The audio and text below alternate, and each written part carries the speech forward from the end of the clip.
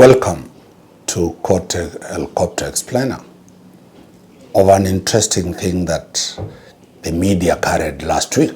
Therefore, accordingly, I find that you are hereby sentenced to death. A death warrant shall be transmitted to the competent authority for signing and carrying out of the sentence after 30 days stay of execution. You have 14 days to appeal, and I close the file. After convicting somebody to death sentence, he went ahead and broke the pen, the nib of the pen. 2, he was in a red robe. What are those two significant symbolisms? What do they mean in practice of law? We start with the breaking of the pen. There is no statutory provision saying that one must break the pen. There is no law that deals with it. But it is a very old practice that came from the Indian courts, what we call the Indian Mughal era. The judges in the Indian Mughal era, this is an era of around 16,000 BC years. The judges could break pens after passing a death sentence. What is the importance of that? It shows that that is the gravest punishment a judicial officer can give. 2, life is supposed to be taken by the Creator. Life belongs to God. But the law allows a judge to take another human's life lawfully.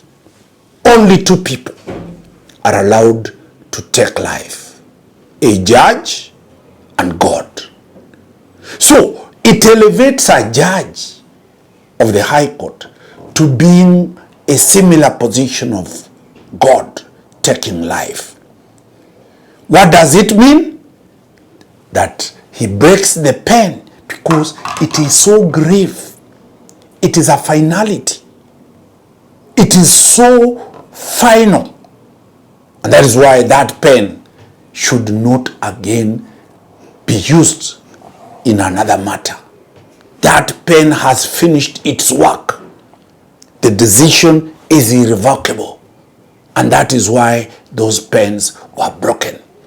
And lastly, it shows a point of irreversibility. It cannot be reversed.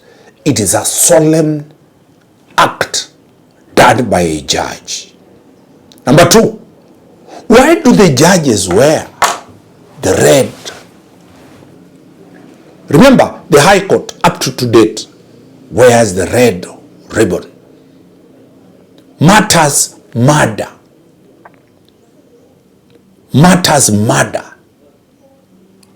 are the only ones that attract the death penalty. Every matter of murder is filed in the High Court. So it is the judges of the criminal division who pass sentence of death. That is why they wear red.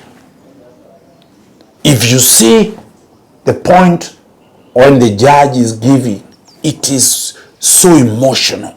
It is so grievous. It is so intense. And that is why they wear the red robes. As you move up to the Court of Appeal, to the Supreme Court, you don't see them wearing red robes, because the issues of death sentence, 99% are before the court of the High Court. So that defines what we call the gravity of the statutory provisions. A third issue is the hammer. Some judges, after passing a death sentence, they will hit the hammer and stand up and walk out. That is a symbolism that a life has been killed, a life has been taken, and it is not a joke. That explains how that it is. And when you see every sentence of death, it is done in an open court. It is not a simple matter. It demands a lot for one to be convicted for a death sentence. Wakili Dan Sanomari always tells you as it unfolds. Whenever you see a pen being broken, you know that somebody has been sentenced to death. Briefly, in Kenya, the last time the death sentence was commuted was during the 1982 coup, where the KDF, the Air Force officers who tried to overthrow the President of the Republic of Kenya, His Excellency the late Daniel Toroitich Arap Moi, were arrested and convicted to death, and they were hanged. It has never been exercised under the Kibaki regime. It was never exercised during the Uhuru regime.